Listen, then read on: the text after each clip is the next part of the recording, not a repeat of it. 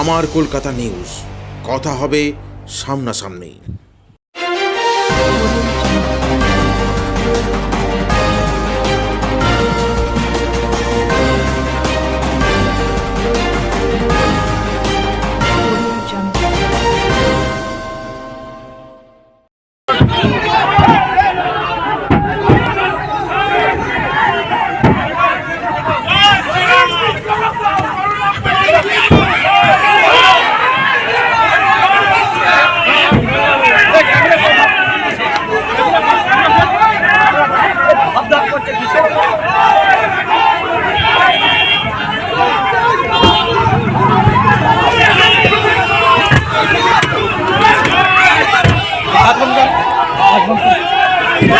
राजू शीशा उठा।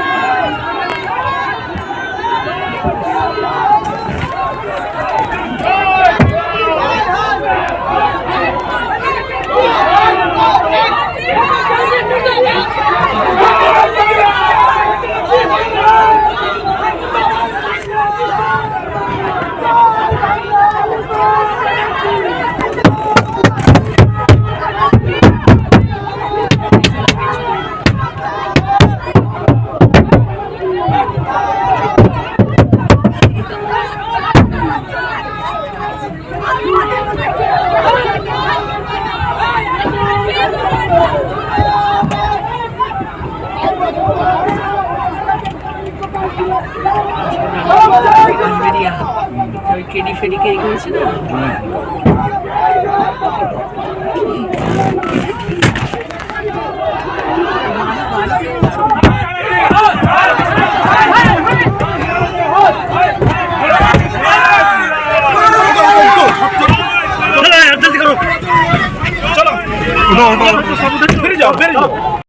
কিছুক্ষণ আগে আমি রেগুলারের আমার যেরকম শিডিউল থাকে আমি প্রোগ্রাম করছিলাম।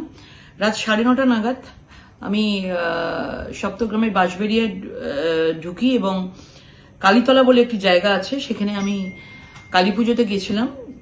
আমাকে ওখান থেকে ইনভিটেশন দেওয়া হয়েছিল এবং সেখানে মা কালীর পুজো এবং বহু মানুষ, পাড়ার মানুষজন ছিলেন এবং সবার সাথে দেখা সাক্ষাৎ করেছি, মাকে পুজো দিয়েছি এবং দিয়ে যখন গাড়িতে উঠে গাড়িটা স্টার্ট করেছি দেখতে পাই যে কিছু লোক একটা বড় বাঁশ, 3-4টে বাঁশের ওপরে একটা ছোট কালো পতাকার মতন লাগানো এবং তারা আসছে এবং উল্টো পাল্টা অশ্রাব্য ভাষায় গালাগালি দিচ্ছে, নোংরা কথা বলছে এবং গো ব্যাক স্লোগান দিচ্ছে।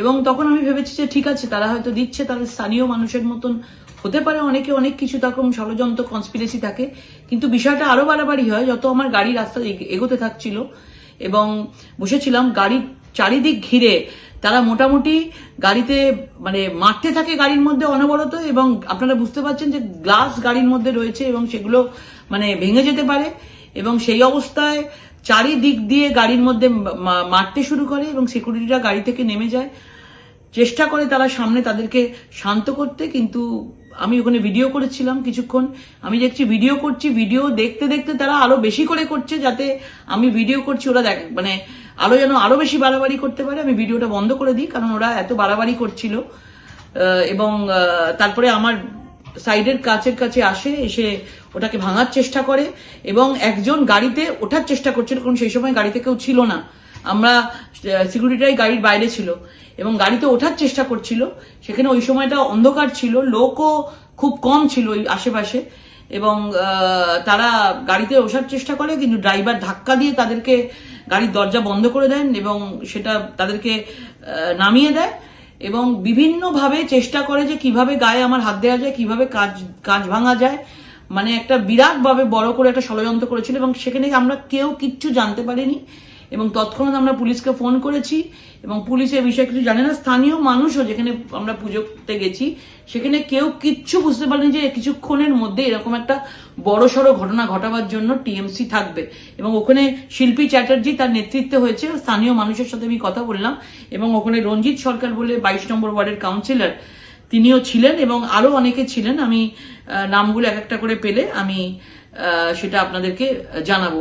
এবং একজন নির্বাচনের প্রার্থী এরকম ভাবে চারিদিকে নির্বাচনের প্রচার করছে এবং সেখানে এরকম ভাবে একটা রাজবিদেতে একটা মহিলার উপর অ্যাটাক হচ্ছে, এরকম ভাবে ভেবে দেখুন।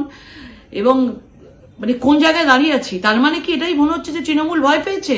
আজকে সারা হুগলি জেলা জুড়ে যেভাবে দুর্নীতি, যেভাবে মাফিয়াদের কথা, যেভাবে আমি বিভিন্নভাবে এভিডেন্স সহ আমি তুলে ধরছি, সেই জন্য এরা ভয় পেয়ে যাচ্ছে যে আজ বাদে কাল তাদের কি কি না হয়। আজকে যেভাবে সিবিআই ইডি ঘুরছে, আজকে তাদের ঘরে না সিবিআই ইডি ঢুকে যায়। কিন্তু যত এরকম করবে মনে রাখবেন আমি তত বেশি করে এটা বলবো। আমার কলকাতা নিউজ, কথা হবে সামনাসামনি।